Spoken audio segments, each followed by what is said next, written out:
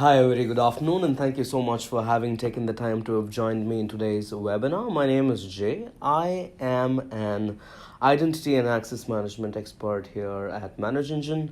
I've been with ManageEngine for the last 5 years now, and I've been an administrator prior to that. So, today's webinar is going to be around my learnings through my interactions with administrators, through my work with administrators around the world, my travel, my presentations, seminars, and so on and so forth. My understanding from events that I've been to. In fact, the most recent one was Microsoft's Ignite, the flagship event that happens in Orlando every year, and quite a lot of insights that I've learned over the years. What I'm going to do is I'm going to quickly consolidate them, give you just the best practices, most preferably the action items that you can go back and implement in your system. So before we get started, once again, thank you so much for taking the time out. You guys are wonderful. I would want to start off with a quick audio video confirmation just so that none of us misses something pretty important. So I'm going to say 1, 2, 3. If you heard me saying 1, 2, 3, you can type 1, 2, 3 on the chat right now and send it across. That would be very much appreciated. A quick audio video check before we get started for today's presentation. I'm going to say 1, 2, 3. If you heard me say 1, 2, 3, type 1, 2, 3 on the chat. Oh, lovely. Thank you so much for all the confirmation, guys. It's over. Thank you so much. Thank you so much, Brandon. Thank you so much, Steve. Thank you so much, Jeff. Thank you guys. Thank you. We've got the confirmation. All right, perfect. So today's topic is quite an interesting and I would say more of an important topic that's become very fundamental in managing identity and accesses. Now that there's always this, paranoia when it comes to data security with administrators, we would always need processes more than products to help us solve these problems. So if we've got best practices in place, why take all the trouble? Why be bothered, or why be worried about a compliance audit that's coming in? Especially now that there are multiple compliance regulations that have been included all across the world. Let's talk about compliance requirements enforced by the Australian Signals Directorate. Let's talk about the notifiable data breach attack. Let's talk about what's happening in Europe, the GDPR. All of this is definitely around data security, and data security has taken a spotlight than ever before. It's now the centerpiece of security right now. So that being said, the most fundamental data security that we can ensure, where administrators can have complete control over, is what's happening in Active Directory when it comes to files, folders, and shares. So it's definitely obvious that organizations are not just using Active Directory, and there are also this migration towards getting accustomed to Office 365 applications or the G Suite applications or other cloud applications. That again, it turns out to be quite a big challenge. Lots of data to and fro. So all we'll need is like one platform that could help us manage and secure data access safely. So I would want to always stay on top of my system. I would want to get clear insights as to who's got what access over what. I would want to be able to revoke accesses as and when I am required to do so. I will also need a system that helps me monitor, give me crystal clear insights, lets me drill down and not just give me namesake reports that just give me first level of information. I would need in-depth reports. I would need change monitoring to be in place. And in fact, beyond all that, these are all reactive mechanisms that I'm talking about. After something went wrong, I'm need of a proactive mechanism. What if something goes wrong and I have a system to very much step in at that very moment and stop that from happening? So I'm talking about data thievery, data loss prevention, or DLP as we call it. So we are going to be talking about quite a few interesting topics around file folder security, share security, and how exactly are we going to set up best practices to get what we need. So the biggest challenge again is the accesses that are granted to privileged accounts. The access is, not really know if there's a user out there who has a malicious intention, and many a times it's turning out these days that insider attacks are a lot more complicated and dangerous than external attacks. The reason being, you always have a perimeter defense system, you always have firewalls, you always have SIM solutions that are pointed for all attack from outward. But what about an attack that's initiated from inward? What about those intruders inside your organization who try to exfiltrate data, who try to steal your identity, and when one of your employee walks in, they no longer exist in the system, or they no longer have the same credentials, or someone has stolen their personally identifiable information or their identity? That is going to be quite scary, and we would not want to do that because it's very simple and very evident for an attacker. So when you see this, all you would see is an happy organization with all employees, ready for the day to kick some work and get some work done and get things rolling. But the problem is, an attacker does not see the employees like this. What does the attacker see? He or she sees it more or less like this. They understand behaviors of user, they figure out where exactly is the user going wrong, or where could he or she go wrong. It's more like for them solving puzzles, trying to figure out whose weakness is what. They do take time, they are absolutely patient, they go on for months together, stalk the users, understand them, social engineer them into giving away credentials. Quite a lot of things happen around how users behave. And again, irrespective of how hard you try, it's always going to be difficult to educate your users, because we still have users in our organizations who write down their passwords on a piece of sticky note and stick it right on top of their desktop. Now, what about data security, which is multiple folds much complex than just mere password remembering?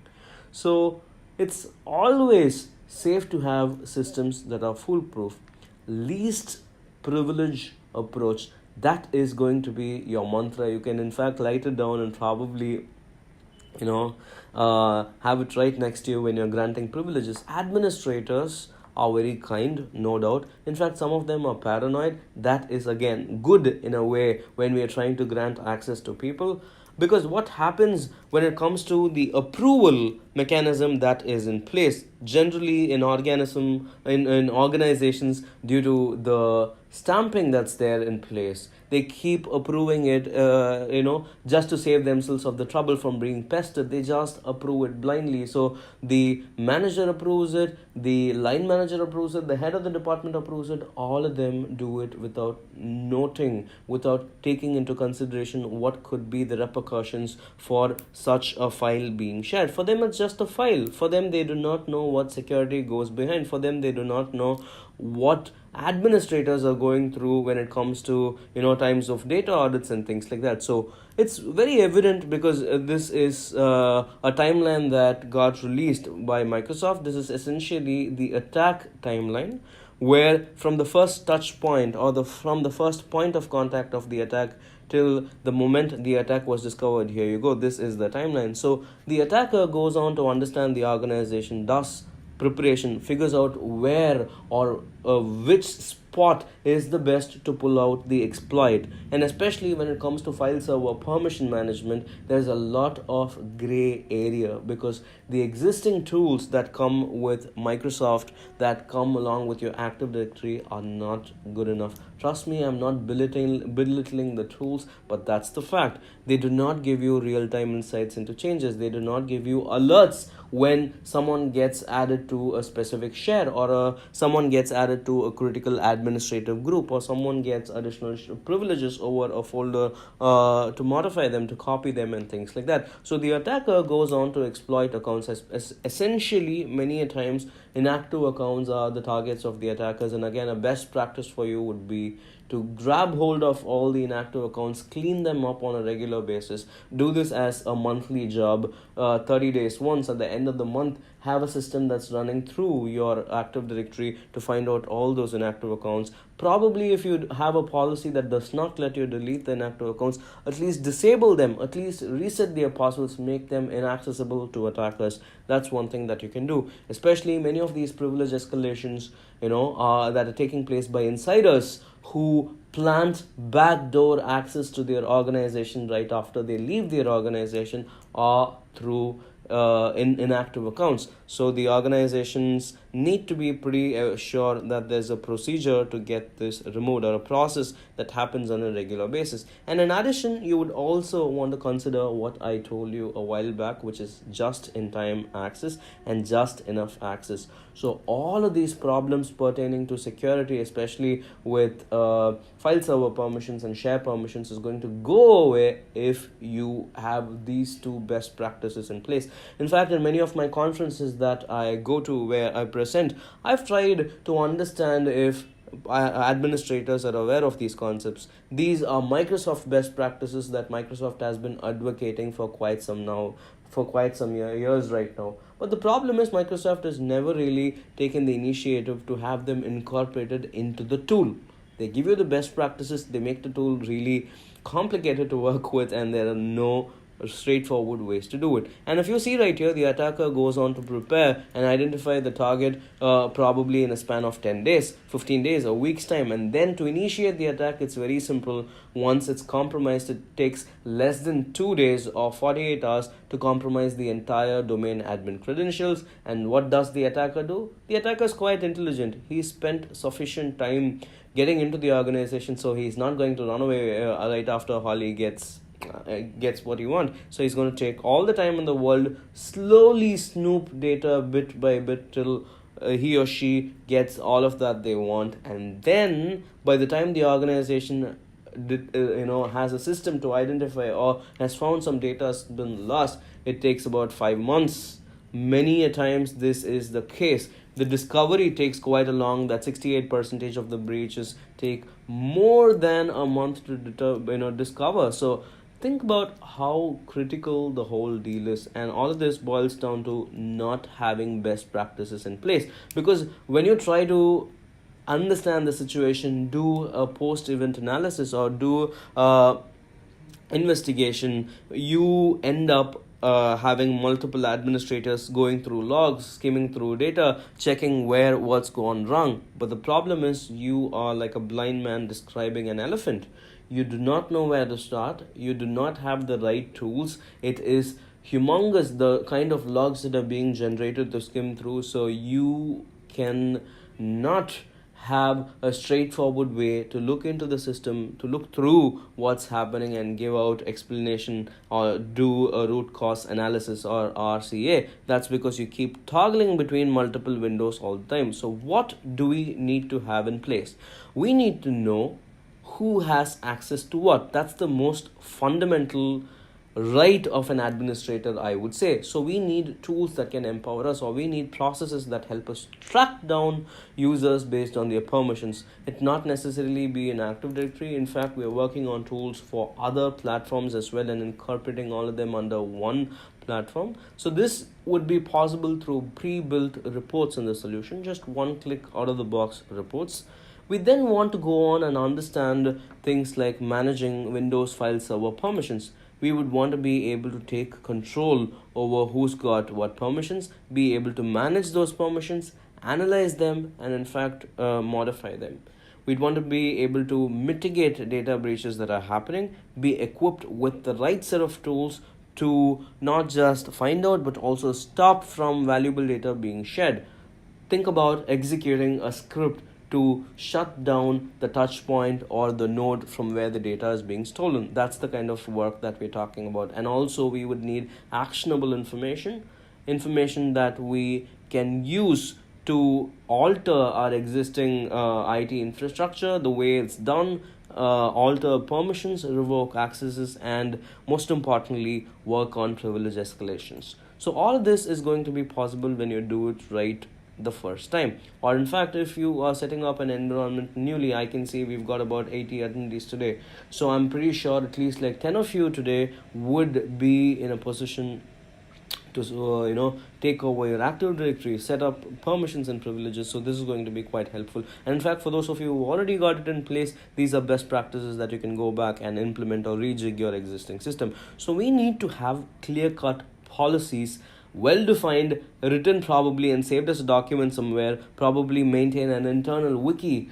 tell people how it's done. That's the first thing that you can do, because in organizations people keep moving between departments. Inside IT, people, new joinees come into the picture. Many a times, out of sheer lack of information, the people who join you new probably can go on and give someone access what they're not supposed to have. So having processes in place helps you very much all the time. Instead, what you could do is have report dashboards created for all these technicians. They can access these dashboards, generate one-click reports that are going to give them insights into permissions and privileges. So that's an easy way to do it.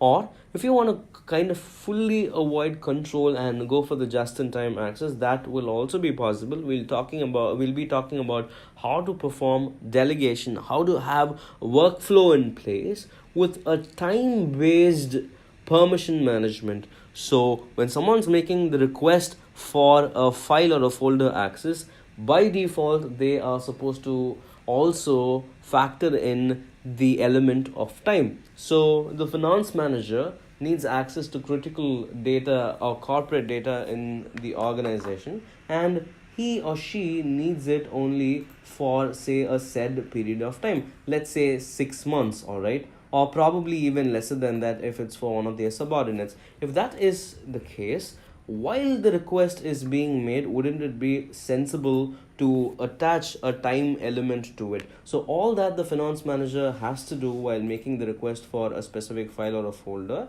is to get to the system and specify who needs access, which are the users who need access, and then also specify how long do they need access for, and make the request. And what happens, the product has an automation module that is going to revoke the access right after 6 months or right after the request timeline is reached. So that is what we're talking about. So that is again a best practice to work with, being able to control who has what access for how long. And in fact, since all of this is going to be tracked and audited, you are always going to stay on top of your system. So that is the idea here again.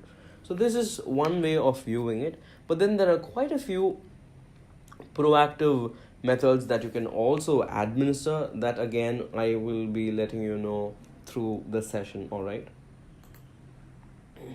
let me quickly jump to the solution. All right, I'm going to show you how it works. Very easy, very straightforward. So this is going to be the URL that you'll need, demo.admanagerplus.com. I'm going to drop the URL on the chat right now in 3, 2, 1, and there you go. So this is going to be the tool that's going to help you through your file server permission management and your share permission management and quite a lot of other things as well. So try logging in as the administrator. You can later log in as the technician and also play around. There are quite a lot of differences because this is role-based access control that we're talking about. So here I'm logging in as the administrator, if you can see. So you can try doing this parallelly along with me. If you have a spare monitor, I recommend doing that. The tool gives you real-time insights into what exactly is your Active Directory scenario or Office 365 scenario, or the tool or application that you've configured. It gives you details about the users, it gives you details about the systems, and quite a lot of things around security. So we're talking about getting insights into files and folder permissions. So I have an out-of-the-box report for all the shares in my servers. I have an out-of-the-box report for all the folder permissions in my system. So all I need to do is select the right folder, check who needs what permissions or who is given what permission by selecting the right folder and file and going forward. Let me quickly check if I can do all this and see if there are any subfolders or folders or parent folders being set for permission. So here I can have a hierarchy associated with it. It's not just the first level permissions. I'm talking about getting in depth and getting to know all permissions and all files and folders. Meanwhile, I would also want to go to Active Directory and show you how it works. So when you're in Active Directory, there is always this challenge. All right, just give me a quick second. How do you go forward finding who's got what permissions? Many a times this is what you do. Just a second again. Alright, so we are talking about a critical folder in the organization. In this case, it's the folder for financial data in the organization. Only a select set of users are supposed to have access to this specific folder. What do? When something goes wrong, you try and check for permissions. So when I open this up, it seems to be absolutely normal. The finance manager has access to the critical financial data, perfect. The accountant has access to the finance manager again, the user from finance again, administrator, everything seems normal. But there's been a recent report of an incident, alright, where the organization has figured out that someone's been messing with the payroll data. So changing values of who gets what, changing values of whose account number is what, and altering the data and messing around with payroll data. See how critical that could be. Someone goes on and just changes the bank account details, you would not even notice, right? So everyone's monthly salary is going to get deposited in that specific account. That's something that you don't want to work with, because backtracing it will be quite a challenge. So when I open the folder, I have quite a lot of other subfolders as well. So I will be needing to open one folder at a time, figuring out if there are any deviations from the actual property. So in this case, since after a long time, after the whole mess happened, we realized that it was in the payroll system, and then when we tried checking for security right here, that is where we figured out that somehow the attackers got inside and granted access to everyone right here. Since no one else in the organization is aware of this privilege escalation, nobody did access or mess with it but for the attacker. So that is the challenge. The attackers try initiate an attack, hide in plain sight. You will have a tough time figuring out which of the user had the privilege to modify it, unless you have a tool that can go through your data, unless you have a tool that notifies you in the first place when some critical folder permissions are being altered or changed. So that is what we're talking about. In fact, I'm going to give you one more insight that you'd probably want to know, which is the advanced permissions. So the moment I say advanced, I am able to see more in-depth privileges and permissions and details in terms of who's got what access, what level of access, if I would want to disable inheritance. In fact, this works out like magic. So many a times, due to wrong inheritance structures, you would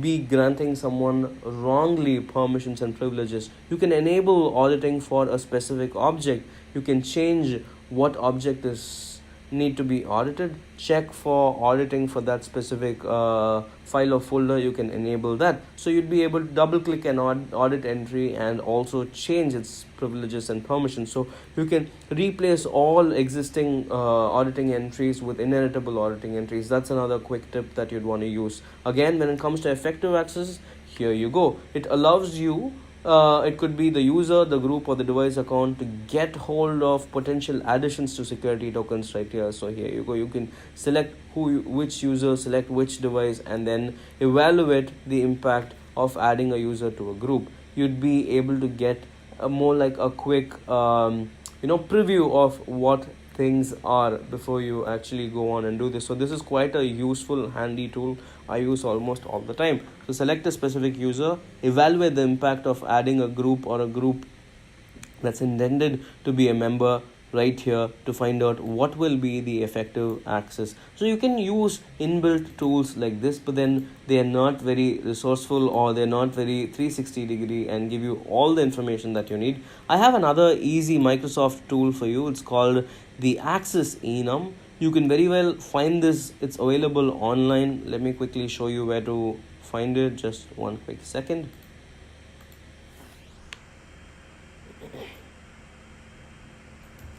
look for access enum.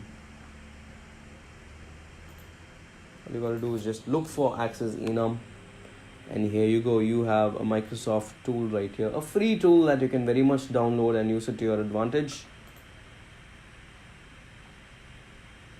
right? It gives you clear-cut insights, so you can use this tool. I'm gonna also give you the access to this URL. Just a second, on your chat right now. There you go. So that being said, we need tools to help us solve our problems. That's definitely there. I'm going to open up Access Enum and show you how it works. So I will be able to pinpoint any deviations from usual file permission changes, or get hold of accesses beyond just the basics or what's being displayed. Just a second, here you go. So I'll need to choose my directory.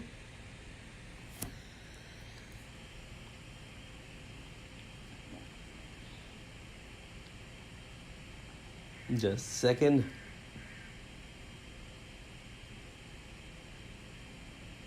Perfect. So I am talking about a file on my desktop, the critical financial folder. I'm going to say run or scan. So this will give away if there are any deviations, because it's going to be listing all of the privileges and permissions right here. And just in case if something's not right the way it's supposed to be, you will be able to very much see it in the list right here.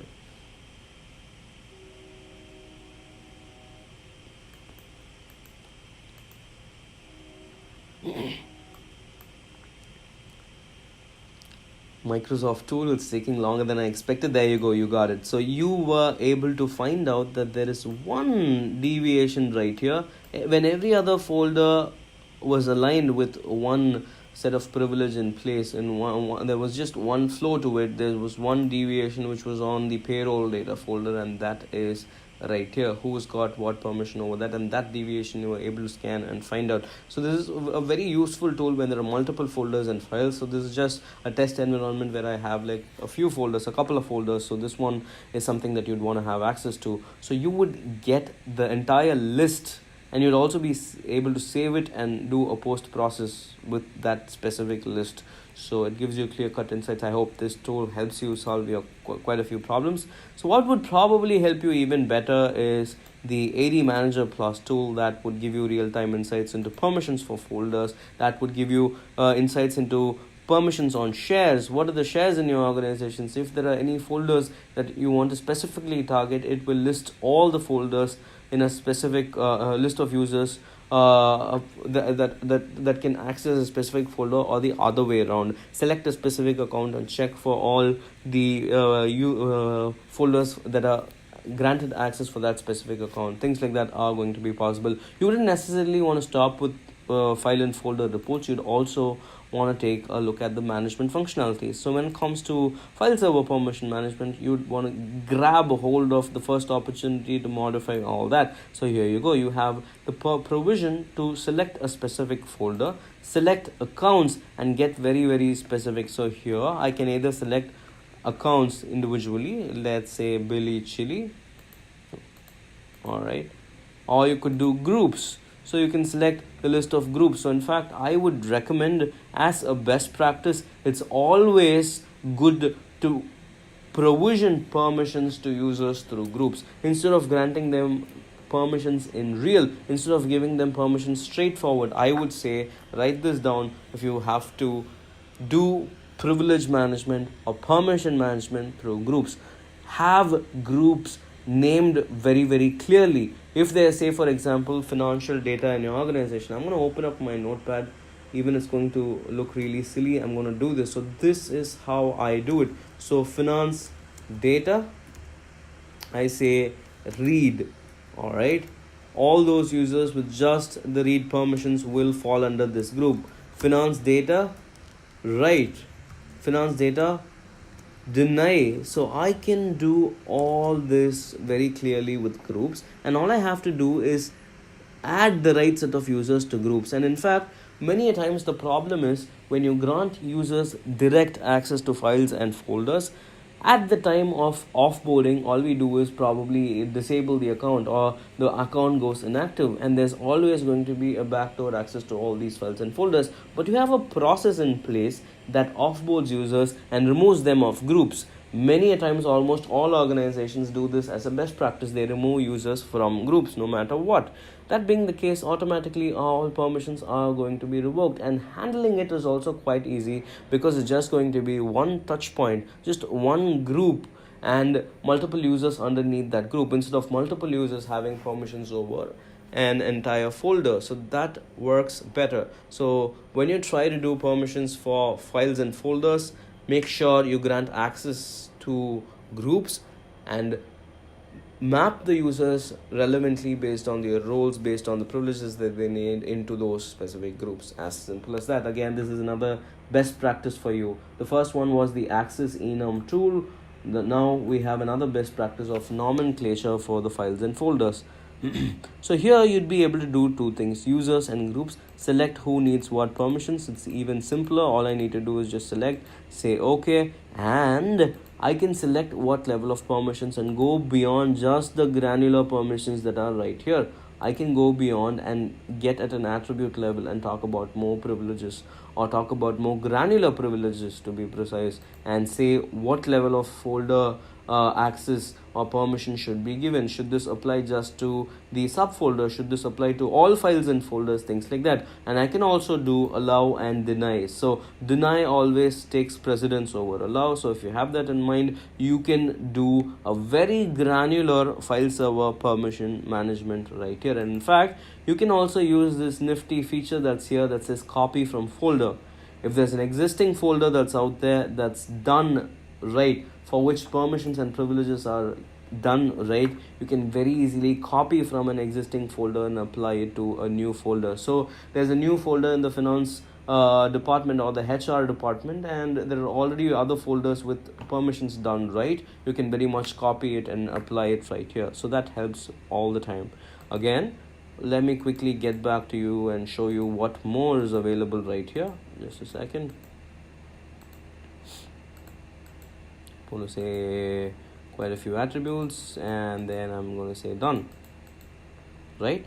You can include these permissions from a parent object. That is also possible. You can remove all existing permissions on non-inherited selected folders. That's again quite a nifty functionality that you'd want. Or replace all existing permissions and just apply the ones that are out there or applied. And in fact, you can do a preview before you change or make any modifications to your actual working environment. This helps.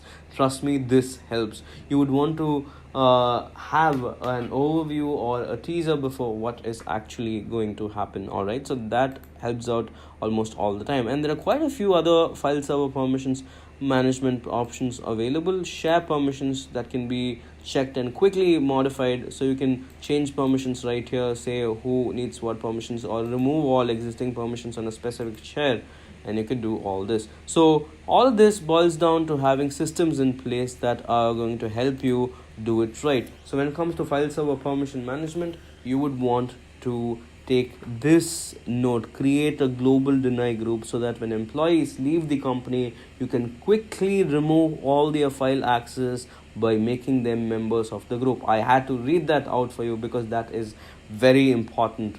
So this was what I was talking about earlier. Name your groups rightly, have your users move to the relevant groups, quarantine them when they leave the organization. So cleaning up permissions turns out to be quite an essential task that you need to have in place. So what else do you want to do when it comes to being able to investigate permissions? You would need to follow the least privileges approach. You would need to be able to observe the accounts and check who's got what privileges. If there are accounts that are loose ends, have accounts exist with passwords that are expired, are disabled users not quarantined right, are there any privileged accounts with passwords that are not changed at all, or password attribute is set to never expire. So those are challenges, or those are chances that you can't take, and you would need tools that can quickly remediate the whole thing. So we will also want to be in a position to isolate accesses to be able to check, monitor specific folders and file servers, and also restrict access for all external touch points. So how is this going to be possible? What if we have a workflow in place? What if all of our file server permission management happen through a systematic process? Someone who needs the access makes the request through a dashboard. Someone who is in the position to approve the access has to go through the documentation or the request before they hit approve. Then they hit approve. Then there's a help desk technician or an IT administrator who re-verifies it and then approves it or rejects it. And through every single phase, if there's a request denial, everybody in the loop gets notified. If it's been approved, they get notified again. If there's been a modification to the original request, let's say the user asks for 6 months of access but the policy just permits 3 months of access, then you can have a system that stops that as well. So time-based access is crucial right here. So requester, reviewer, approver, you can have how many ever requesters set. You can in fact have everyone in your organization set as requesters. It's absolutely free. It comes with the tool. You can have how many ever reviewers you want, have approvers in place. You need technicians, basically that specific module of the licensing to help you do this.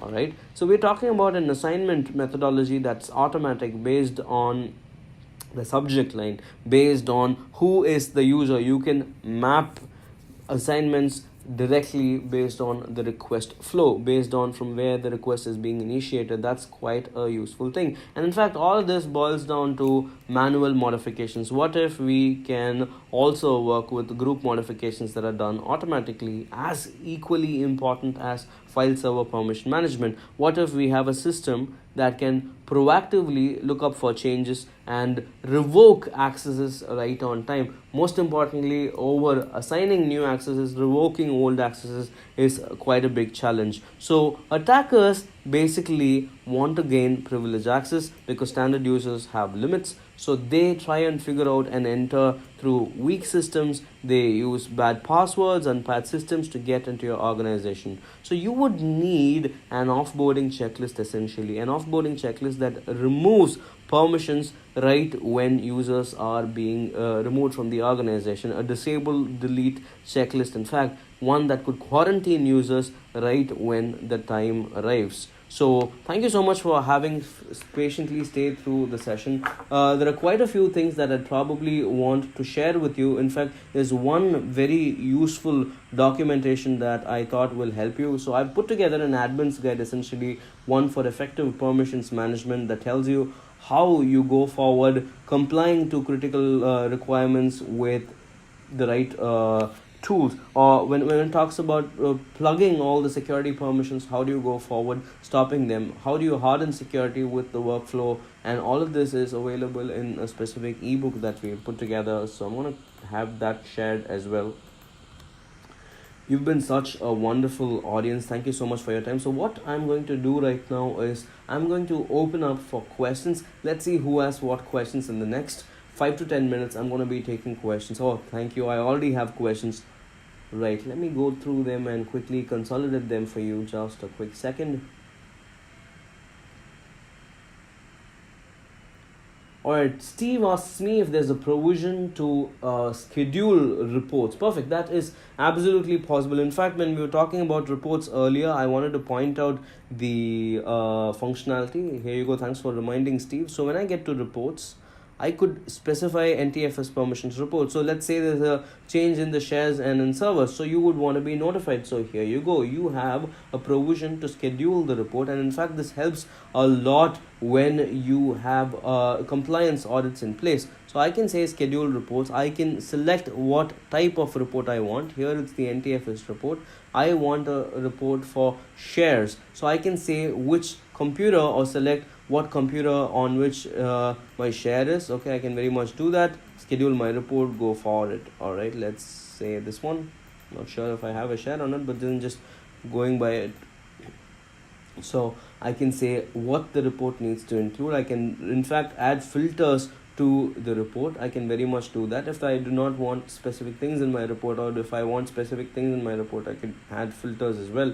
I can add a name to it, and I can schedule the report on a preferred timeline, let's say monthly. So I would want to do evaluations of shares in my server every month. So that is going to be possible. I can select what format and who I need to email. In fact, I can have multiple technicians emailed the whole thing. Thank you so much for the question, Steve. Not just these reports, but also all other security reports. Let's talk about compliance. When it comes to compliance, that's where you would need it the best. In fact, shares in servers and permissions for folders features in almost all compliance requirements, essentially when it has to do with personally identifiable information. So this is the AD Manager Plus module, the one that gives you insights. So if you want to do proactive management, you would need the AD 360 module that has the auditing functionality and also the data security functionality that will help you stop an attack from causing tremendous damage. You'd be able to get provisions to not just get access to all these data, become insightful, but also act on them right away by preventing extra escalations. Thank you so much for that question, Steve. And again, just a quick reminder for those of you who want to reach out to me with your questions. I'd be more than happy to help you out with any of your challenges that you're facing in your real time. My name is Jay. My email ID is jay@manageengine.com. What more? So let's see if I can take 2 or 3 questions more.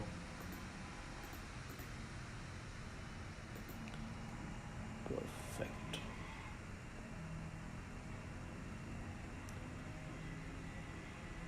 Perfect. Okay, a question with the workflow. Andrew asks it. When it comes to workflow, yes, it is possible. This is what I wanted to show you. Workflow is very simple, straightforward. You can set up who needs what privileges. In fact, you can select a specific set of requesters, and you will be able to assign a specific role to them, say who gets what role, and go forward with the execution. So this works on the request reviewal methodology. You first create requester roles where you say what all they can request for. Let's say if it's the finance manager, they need to be able to request for folder permissions and file permissions. So here you go, this they can make requests. So when I say create request, this is how it's going to look like. So they ask for a permission, and when they're asking for a permission, they set up the priority, and while they're doing it, they can also ask for the timeline. On a specific day, I want privileges till 22nd of this month. I can say that and make the request. So what does the automation do? It comes back and it revokes right when the request needs or has fulfilled its timeline. Let's say permission, critical data, critical corp data for a week. That's what I want. So I select what folder I want and then go for it. Let's say if I have any folders here, not an issue. So all I have to do is select the folders, select who are the users. In this case, if it's myself, I just give my name, or if it's my subordinate, I can very much select the name of the subordinate and make the request on their behalf. Here you go. So max power Chris Burns. Say okay and then make the request. As simple as that. So workflow is quite helpful because there are always going to be reviewers and approvers in the business workflow before all of this gets through. Someone needs to review it, someone needs to approve it, and then it gets executed. And in fact, the assignment rules are very helpful because based on who is making the request or what is the request being made for, I can assign privileges, or I can assign the tickets automatically. That's again quite an useful functionality.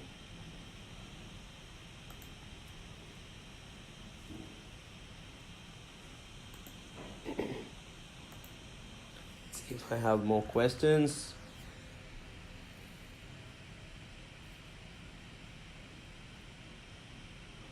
Yes, I will be sharing the video of this presentation. I will also be sharing the slide deck upon request. All you have to do is just drop me a message right now on chat with your email ID and your request for video or the presentation deck, whichever one you want. I will also be giving you access to the PDF, the one that I just showed you, this ebook that we have written, and the tool that I walked you through earlier, the Access Enum tool. All of that is going to be there in your mail.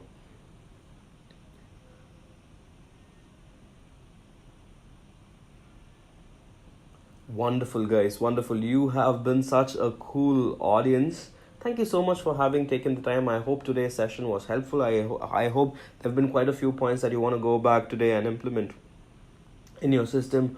Thank you so much. You can always reach out to me at j.manageengine.com. Thank you so much.